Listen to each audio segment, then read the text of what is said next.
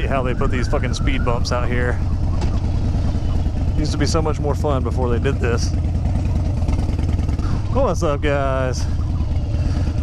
We're leaving, fucking speed bumps, man. Leaving Raccoon Mountain over here. A nice little lake over there you can check out and relax and jump in if you're brave enough.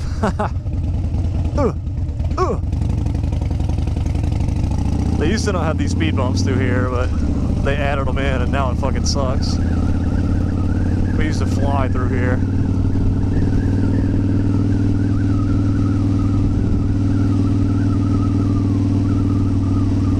But yeah, right now we're leaving Raccoon Mountain. We're gonna head over to Hales Bar, which is right down the road from here, so not much farther. Maybe about a 5-10 minute ride.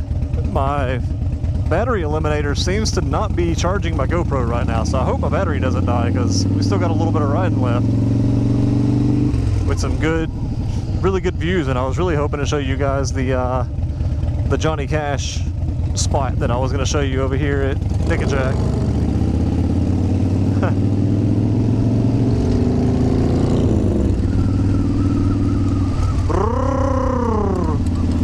Yeah. So yeah, after we're gonna leave here, we're gonna go up to Hales Bar, check it out. We'll stop if it's not too busy, or depends on what it looks like when we go by. It's been a while since I've been there, so I don't know how much they've changed it. But it's a like Hales Bar Dam and Marina. They actually have like cabins that are on the water that you can camp in. You know, get you a cabin and stay over the night, hang out on the Tennessee River. It's pretty cool. But the marina and the bar is it's supposedly haunted. I'm not sure the story behind it.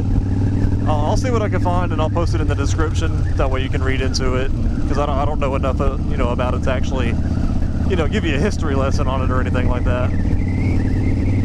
But it's pretty cool. During my helmet's whistling. But during like September, October, they do haunted house tours. Basically, is what they are. They take you through the bar, through the dam, and they do like a haunted house, basically, like a haunted tour, essentially. And they tell you the background of the dam and the bar and all that. So we're gonna go by there, check it out, hang out by the river, get some footage. As long as my GoPro doesn't die. For some reason, my eliminator is not charging it. I don't know what's up, but we'll see. And then after that, we're gonna head to the Nickajack Lake. There's a cave. It's filled with water now, but years ago, like in the 70s, it used to be where you could go inside. Oh. But while we're riding down this mountain, I figured I'd bring up a little topic to talk about, just to kind of give you guys something different than just music. So yeah, we'll go over some little topics here. Something I was thinking about the other night, and I was like, you know what, I'm gonna do a video on this, just because, I mean, I'm a motovlogger, obviously. I watch other motovloggers. But I was scrolling through YouTube, watching some videos from some vloggers that I used to watch like all the time back in the day. And I was watching a video by Baker X Derek. It was the Q&A video. He was riding around on his DRZ. I think that's what it is, a DRZ, his yellow bike. He was riding around and answering some YouTuber questions, or some questions from YouTube that people had asked. And one of the questions was, do you miss riding with Suburban Delinquent and Arson Rides? And he brought up, about the fact that he hasn't talked to him in a couple of years. Things change. You can go watch the video, if you want to know exactly his words. But basically, what I wanted to talk about is what happened to all the fucking motovloggers. Like, what happened to everybody? There's still, a handful out there, but shit, back when I first started vlogging, like, it was huge. Like, everybody was fucking, there was a bunch of really big, good vloggers. And all of a sudden, they just fucking fell off the face of the earth over the last few years. And I understand, obviously, I took a break for a while, but a lot of these guys didn't even take a break. They've been gone for like 4, 5, 6 years, sometimes, you know, some even longer. So yeah, I mean, that's something, I mean, with me it's a little bit different because my channel wasn't that big to begin with, so I was just like, yeah, whatever. But these guys had like thousands and thousands and hundreds of thousands of followers and everybody, you know, that would watch their videos, and all of a sudden just one day, poof, just gone. So yeah, I mean, that's kind of like, I guess that brings me to my question is, do you think that motovlogging is dead? Like, is motovlogging just done for now? I mean, obviously I'm gonna continue doing it because I'm making videos that I enjoy making. I'm not doing anything to try to, you know, get rich or anything. I mean, I know that's something I'll get to here in a second. But yeah, I'm not doing this to make any money off of it. I know I'm not going to make any money. I mean, hell, I might get to the point where I might make 20, 30 bucks a month, and I don't even care about that, whatever. If that comes to it, then hey, that's more money I can put into motorcycles. That'd be awesome. But that's not my goal. My goal is just to go out here, fuck around, talk to myself, and if you guys like it, you like it. If you don't, you don't. I'm making my videos more for me because I enjoy doing it, and you guys get the benefit of listening to me be an idiot. So yeah, I mean, that's the thing. I mean, I kind of do it just because I like to do it. I mean, I'm not doing it as like trying to make it my job or anything. And I think that's where a lot of the motovloggers that used to be really big back in the day, and I mean, obviously I'm not saying this is fact, so don't take any of this as fact because I don't know. But I know YouTube has changed a lot of their policies. There's not as much money being made on YouTube anymore. Back in the day, you know, if you had a good subscriber base, you could make, you know, $2,000 to $3,000 a month easy. Now, if you have that same subscriber base and the same amount of views, you're maybe making 1,000, maybe. That's on a good month. But yeah, I mean, I don't know if any of these vloggers might have stopped because of that. And I mean, I'm not saying that as oh, you were only in it for the money. That's not why I'm saying that. So I'll go ahead and and clarify what I mean here. Is a lot of the guys back in the day, the prime time of motovlogging, that was their job, and there's nothing wrong with that. I mean, if honestly, I don't do this for the money, but if it got to that point to where I was making enough money to do this for work, yeah, you're fucking damn right I would do it. Yeah, definitely. Why would I not? That's fucking stupid for me not to do that. Because, I mean, obviously I'm still going to be doing the same videos I'm doing now. I would just be hitting a broader audience and making money off of it. Nothing wrong with that whatsoever. There's nothing wrong with making it your job if you wanted to do that. Absolutely nothing wrong with it. If you're in a financial situation to where you're comfortable enough to where you can do this for a living, dude, more power to you. That's fucking awesome. I'm happy for you. If it gets that way for me, which I doubt it ever will, but if it does, shit, awesome. That'd be cool. But it kind of makes you wonder, like a lot of the bigger vloggers, like, did they quit because they weren't making enough money and then they had to go out and get real jobs? And I don't really want to say like real jobs in a way like, motovlogging is not a real job, because it's a lot of work. I mean, it's not easy. I don't know if, how many people know what editing is like and actually making quality videos. Like, my videos aren't even that good of a quality, and it still takes time. It's still work.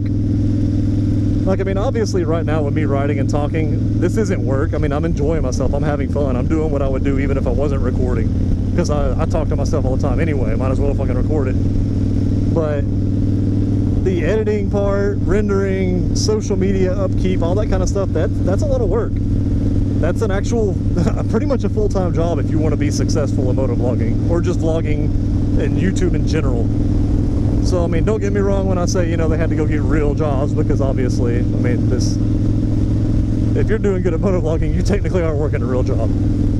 But that kind of, I was wondering, if that's maybe why the reason that a lot of the bigger ones quit was because they just weren't making enough money anymore, and they had to go out and get, 9-to-5 jobs, and they just don't have the time to do it anymore. Because, I mean, I work a 8-hour a night, technically 9-hour a night job with work, or with lunch. But, yeah, even then, I mean, it's hard to find time to get out and do like a quality video and then edit it and everything. So it's hard to do that. So maybe that's a reason that a lot of the bigger vloggers stopped, was because they just weren't making as much. You know, everything was dying down. As Baker said, the fad of motovlogging had died down, and they just weren't doing as good, and it just wasn't paying the bills per se. So they had to go out and get like a 9-to-5, and then they didn't have time anymore. So yeah, I mean, and this isn't specifically speaking of the vloggers I talked about. Obviously, I'm not specifically speaking of Suburban Delinquent or Arson Rides, because those are two of my, you know, I used to watch them all the fucking time. Like, even at work lately, I've been going through and watching all the Suburban Delinquent videos from years ago, just going through watching like a marathon of Sub D videos, because I missed those videos. That dude was fucking awesome. His videos were fucking, they were amazing. The places he went, the food he ate, stuff, the quality of his videos was fucking, it was awesome. I liked it. So yeah, I mean, I know he posted a couple months back, I don't know, 2 or 3, 4 months back, something like that, that he was about to come back to motovlogging, I would assume, because his post just said soon, like a black background, it just said soon. And then he was talking about getting his GSX-R back, because I know he stopped vlogging for a while because he didn't have his Gixxer, and that's his favorite bike, that's what he likes riding. So I understand that completely. But since then, I haven't heard anything on his social media from it at all. So I'm not sure what's going on there. But it's just something I was thinking about just at work the other night, just watching YouTube, and I was just kind of like, yeah, I wonder what happened to these guys. And it kind of sucks. They just kind of fell off the face of the earth. So we'll see, but hopefully Sub D will be back. I know Baker said that Arson's not even riding anymore, like at all. So I know he had a lot of stuff going on. And I'm sure a lot more than what he let everybody know was going on, because obviously you want to keep a lot of your life private. You don't want to tell YouTube everything about yourself. So yeah, but what are your guys' thoughts on the decline of motovlogging? Like, what do you feel the state of motovlogging is right now? And what happened to all the OGs? Like, where did they all go? I started in 2016, I want to say.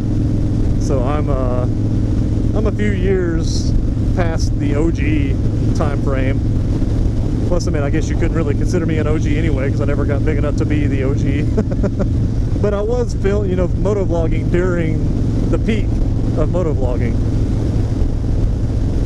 I mean, there are still some motovloggers out there that are doing pretty decent, that are still bringing in tons of views and doing quality content. But yeah, I mean, the SCMM thing just kind of died. Like, nobody's doing that anymore. There's nothing really going on anymore. There's no motovlogger meetups. There's no, big events where, they're meeting up and signing helmets and just chilling and hanging out, drinking beer. That stuff doesn't happen anymore, and it's kind of sad. I mean, that was the peak of motovlogging. I don't know why that can't still be a thing. If any of you guys watching now are older motovloggers that don't motovlog anymore, hell, fucking start that shit back up again, dude. Let's get that fucking shit rolling. That was some of the best times on a motorcycle that I've had in a long time. Because for one, a lot of my friendships wouldn't even exist if it wasn't for motovlogging. I love this area though. I need to ride out here more often. Come out here on the weekends, because honestly I could come up here and do this exact trip. I could ride from the house, come up to Raccoon Mountain, hit Hales Bar, go to Nickajack Dam, and be back home. Somebody's stacking rocks over there. Be back home, and probably, I mean, if I stopped to rest at each place for a few minutes, I could have it all done within 3 hours. Just go on a quick, 3-hour ride on the weekends. That's about how much I ride on the weekends anyway, so fuck.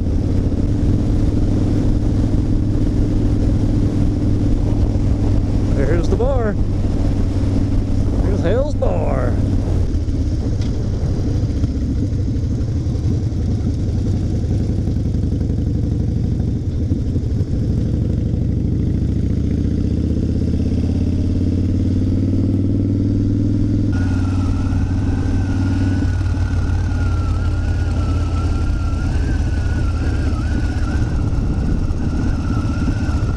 Just a marina. I don't think they have a restaurant down here. I thought they did a long time ago, but I don't know. Maybe they just don't have it anymore. I thought thought that place over there, but that's all the cabins that you can camp in. That's not the. I always thought that first building was a restaurant, but it's just the cabins.